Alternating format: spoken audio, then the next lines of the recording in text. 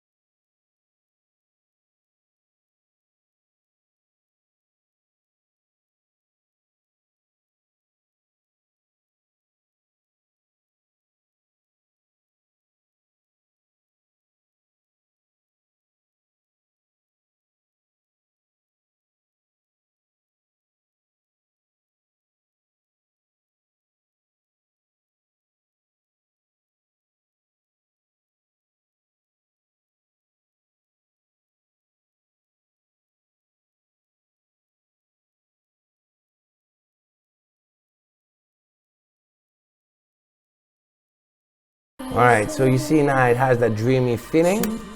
I like it. The most traditional arrangement in dance music, including future rave, would be to have a breakdown with chord changes and the song itself, and then a build-up to create tension, and then what we call a drop. This is what make people dance. Everything in music is this balance between moments where you stay on one chord and moments where you have chord changes. Moments that are very quiet and moments that are very loud. And if everything is loud constantly, what it's gonna do is exhaust you. I'm now gonna start with the singing moment where we can hear this beautiful song of Sia. So in this case, the chords were pop, because this is a pop song, and I'm gonna try to find new chords to make it sound edgier. Also, I'm gonna play less of them at the beginning to create some tension. For all the sounds, I'm gonna use Serum, that is probably the most standard synth today, and I'm gonna create the sounds from scratch. Most of the sounds that we use in future rave are saws, by the way. Okay.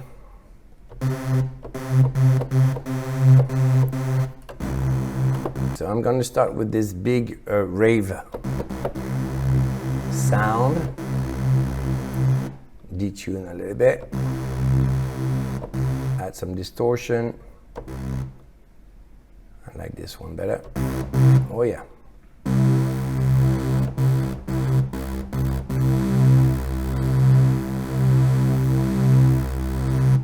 I'm gonna add some saturation, even more. Yeah, it's dirty now. This is what we want.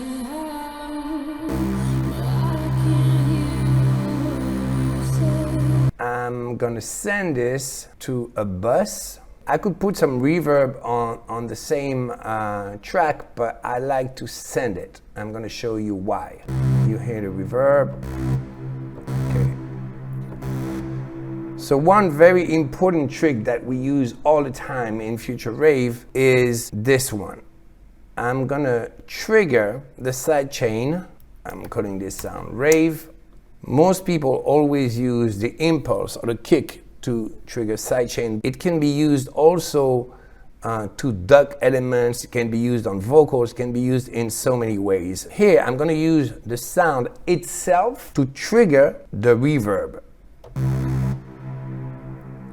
So I'm putting down the threshold.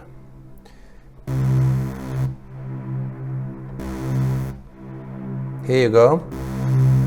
I think it's taking a little bit too much time. I'm gonna move the release time so that I can hear the reverb coming faster. Here you go. This is a very important concept to understand. The release is telling you how long you want the compressor to work when you trigger it. So now we're gonna create the foundation of what would be the chords. It's only gonna be a bass, but it's the equivalent. It's those changes that are gonna create the emotion. And I'm not gonna use the same chord changes that I was using in the original 10 years ago, because I want to create something that is more adapted to future rave. I'm gonna put in a scale mode, so it's hiding all the notes that I'm not allowed to play. So I'm starting with the fundamental, which is C. You go from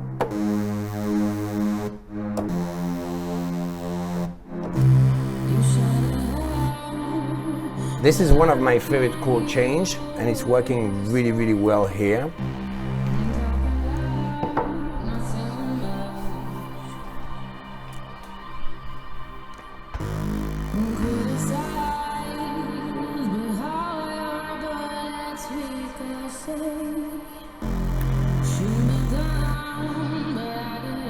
In the second part of the verse, I want to create an evolution. I'm going to put more notes so that you feel a kind of build up.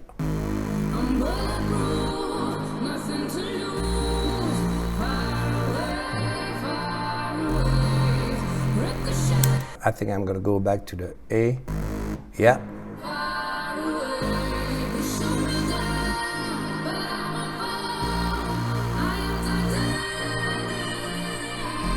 So I'm gonna finish with the fundamental right before the build.